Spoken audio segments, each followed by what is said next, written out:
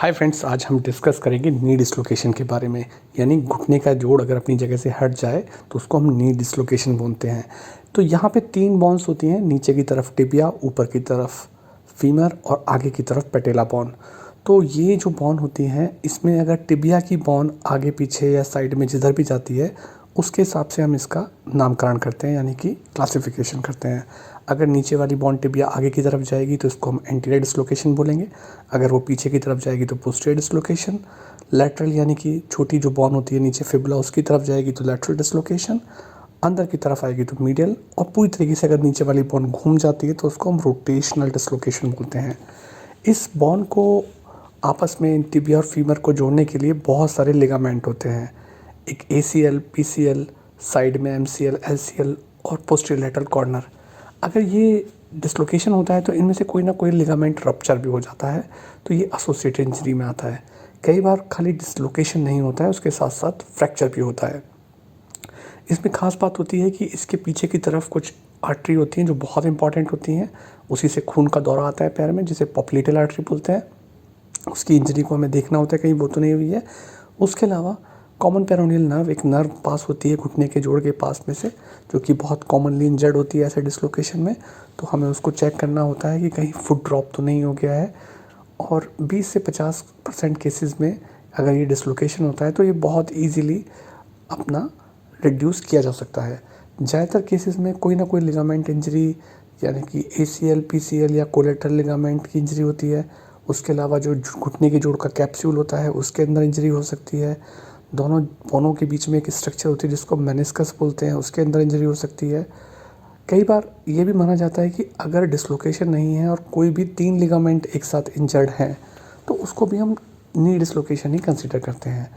जो posterior dislocation होता है, जिसमें कि टिबिया बोन पीछे की तरफ चली जाती है, वहीं पीछे की तरफ पोप्लीटल आर्टरी जाती है, तो सबसे ज़्यादा इसी के अंदर चांसेस होते हैं कि पोप्लीटल आर्टरी पे फ़र्क पड़े। उसके अलावा जब डिसलोकेशन होता है तो कुछ फ्रैक्चर्स भी हो सकते हैं। दोनों बोन, जो कि ऊपर की बोन फीमर के अंदर फ्रैक्चर हो यानी कि डिस्टल फीमर में फ्रैक्चर, या नीचे की बोन टिबिया यानी कि प्रॉक्सिमल टिबिया में फ्रैक्चर, तो वो भी देखा गया है साथ में। इसके अंदर हमें वेस्कुलर इंजरी का डर होता है कि कहीं कोई ब्लड वेसल, खून ले जाने वाली नली में तो कोई इंजरी नहीं हुई है। तो नीचे बिल्कुल पंजे के पास में डॉर्सैलिस पीडिस आर्टरी होती है, उसको हम पैल्पेट करके देखते हैं, छूकर देखते हैं। अगर हमें छूने की, पैल्पेशन की फीलिंग आती है, इसका मतलब सब ठीक है। या पीछे की तरफ एडी की तरफ पोस्टीरियर टिबियल आर्टरी होती है, उसको हम चेक करके देखते हैं। कई बार क्या होता है कि ये ओपन करके हमें इसको रिड्यूस करना पड़ता है, तो वहाँ भी देखा जाता है। ब्लड के लिए कि सप्लाई सही है या नहीं है, उसको देखने का एक तरीका होता है एंकल ब्रेकियल प्रेशर इंडेक्स। तो अगर ये मोर देन 0.9 आ रहा है तो इसका मतलब ठीक है। अगर लेस देन 0.9 है तो हमें एक टेस्ट कराना चाहिए, कहीं ब्लड वेसल्स की इंजरी तो नहीं है। उस टेस्ट का नाम होता है एंजियोग्राम। जो कॉमन पेरोनियल नर्व होती है वो खास तौर से अगर पोस्टीरियर लैटरल डिसलोकेशन होता है उसमें कॉमन होती है। मतलब क्या हुआ कि अगर नीचे वाली बोन टिबिया पीछे की तरफ और लैटरल यानी कि फिबुला वाली साइड में खिसकती है तो उसके अंदर CPN की इंजरी होने के चांस सबसे ज़्यादा होते हैं। उसमें एक साथ में एक चीज़ मिलती है, डिम्पल साइन। तो अगर डिम्पल साइन मिल रहा है तो ऐसी कंडीशन के अंदर हमें ध्यान रखना चाहिए कि क्लोज रिडक्शन नहीं करना चाहिए, ओपन रिडक्शन के लिए ऑप्ट करना चाहिए। ट्रीटमेंट की बात करते हैं। अगर हमने एक्सरे करा के देख ही लिया, एक्सरे करा के कई बार CT स्कैन भी कराना पड़ता है फ्रैक्चर्स के केसेस में, तो हम देख लेते हैं कि कुछ प्रकार का डिसलोकेशन है। फिर तुरंत ही इसको रिड्यूस करना होता है। जितनी जल्दी हम रिड्यूस करते हैं उतने ही कम स्वेलिंग आने के चांसेस होते हैं। तो नीचे वाली बोन को यानी कि एंकल से थोड़ा सा ट्रैक्शन देते हैं, यानी खींचते हैं, और बोन जो टिबिया जिस डायरेक्शन में जाती है उसको वापस मेन डायरेक्शन में ले आते हैं। अगर जैसे कि टिबिया एंटीरियर की तरफ चली गई है तो हम फीमर को ऊपर की तरफ उठा लेते हैं, और अगर टिबिया जो है पीछे की तरफ गई है पोस्टीरियर डिसलोकेशन में तो प्रॉक्सिमल टिबिया को हम लिफ्ट कर लेते हैं। तो दोनों में से किसी बोन को करते हैं। मीडियोलैटरल में हमको, अगर मीडियोलैटरल गई है टिबिया तो टिबिया को ही हमें वापस अपनी जगह लाना होता है। रोटेटरी अगर डिफॉर्मिटी हो गई है तो हमें देखना होता है कि जो पेटेला बोन और फिंगर्स होती हैं वो एक लाइन में होनी चाहिए। अगर वो नहीं है तो उनको पैर को वापस घुमा के उसी डायरेक्शन में लाना होता है, और इसके बाद में एक प्लास्टर लगाया जाता है। ऑपरेशन कब करना होता है कि अगर हमने इसको खींच के, ट्रैक्शन देके खींचने की, बिठाने की कोशिश की और ये नहीं बैठा तो ऑपरेशन करना पड़ता है।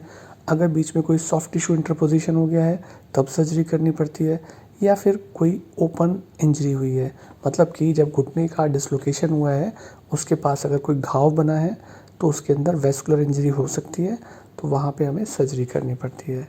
अगर वैस्कुलर इंजरी हो गई तो उसके अंदर वैस्कुलर रिपेयर की ज़रूरत पड़ती है, जिसके लिए वैस्कुलर सर्जन की आवश्यकता पड़ती है। और अगर सर्जरी हुई या इंजरी के बाद देखा कि बहुत ज़्यादा वहाँ पे स्वेलिंग आ गई है, तो कई बार हमें फेशियोटमी नाम की सर्जरी करनी पड़ती है, ताकि उस पूरे कंपार्टमेंट के प्रेशर को रिलीज़ किया जा सके। और कई बार क्या होता है कि डिसलोकेशन को रिड्यूस करते हैं, तभी भी फ्रेगमेंट्स एक जगह से भागते रहते हैं, तो उसको मेंटेन करने के लिए एक्सटर्नल फिक्सेटर लगाया जाता है। एक्सटर्नल फिक्सेटर ओपन इंजरी में भी लगाया जाता है, जहाँ घुटने के आसपास घाव होते हैं वहाँ भी हम एक्सटर्नल फिक्सेटर का यूज़ करते हैं। उसके अलावा लिगामेंट जो टूटे होते हैं उनका भी रिकंस्ट्रक्शन करते हैं। पर अगर वैस्कुलर इंजरी हुई है तो पहले हम वैस्कुलर इंजरी को सेटल करते हैं, उसके बाद जब थोड़ा सॉफ्ट टिश्यू रिपेयर हो चुके होते हैं उसके बाद में हम उनको रिपेयर करते हैं। उसका एक ऑर्डर होता है, सबसे पहले पोस्टीरियर लैटरल कॉर्नर की इंजरी को ठीक करते हैं, फिर उसके बाद ACL और फिर PCL की रिपेयर करते हैं। तो इस प्रकार से ये नी डिसलोकेशन ज़्यादातर केसेस में तो आसानी से ठीक हो जाता है, पर कुछ कॉम्प्लिकेटेड केसेस जहाँ वैस्कुलर रिपेयर या नर्व की इंजरी होती है या घाव होता है वहाँ पर, उनके अंदर हमें खास सावधानियाँ रखनी पड़ती है। सो आई होप कि आपको ये वीडियो पसंद आया होगा। Please like and subscribe ortho TR Delhi.